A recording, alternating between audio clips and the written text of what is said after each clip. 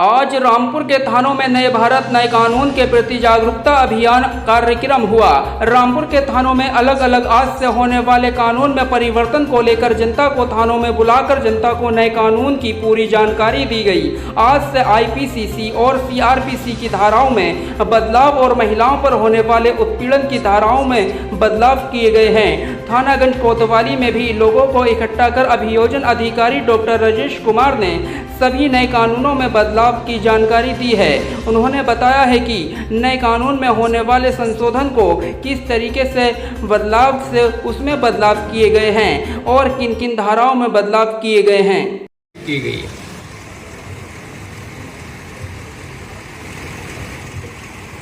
ये जनता के हक में कानून आई है। कुछ कानून जो पुरानी थी उनमें बदलाव हुआ है, काफी बदलाव हुआ। महिला के मामले में अब 20 साल से लेकर आजीवन कारावास तक की सजा हो गई है। महिला से संबंधित जो अपराध कारित होते थे उसके लिए पुराना भारतीय दंड संहिता थी, उसके लिए सेक्शन 375 में परिभाषा जो था, बहुत सारे अपराध कवर नहीं होते थे।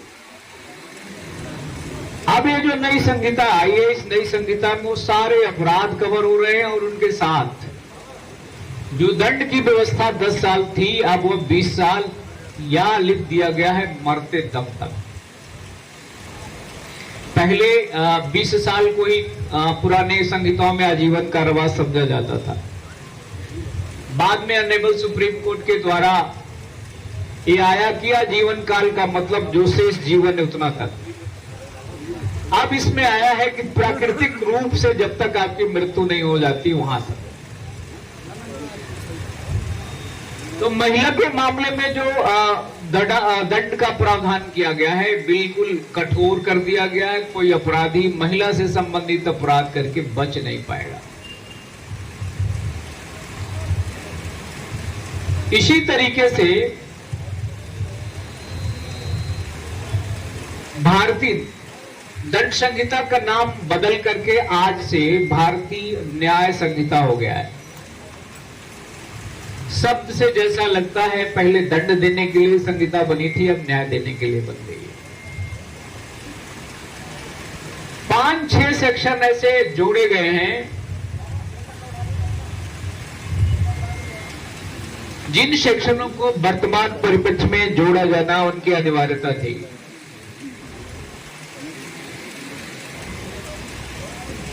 सोशियोलॉजिकल तरीके से देखा जाए तो एक सिंडिकेट होता था, बच्चों का समूह बना करके बच्चों से बेगारी, भिक्षावृत्ति आदि कराया जाता था। इन्वेस्टिगेशन के दौरान पुलिस उस व्यक्ति तक नहीं पहुंच पाती थी जिस व्यक्ति के द्वारा बच्चों का समूह बच्चों को बेगारी, भिक्षावृत्ति या वेश्यावृत्ति में संलिप्त किए जाने के लिए प्रेरित किया जाता था। अब ऐसा स्थिति नहीं है। अब वो व्यक्ति, उसके लिए अलग से एक सेक्शन जोड़ दिया गया। अगर कोई व्यक्ति ऐसे बच्चों का ग्रुप बना करके उन्हें संरक्षण दे करके वेश्यावृत्ति, भिक्षावृत्ति जैसे सामाजिक अपराधों में संलिप्त करता है तो यह कानून उस बच्चे के माध्यम से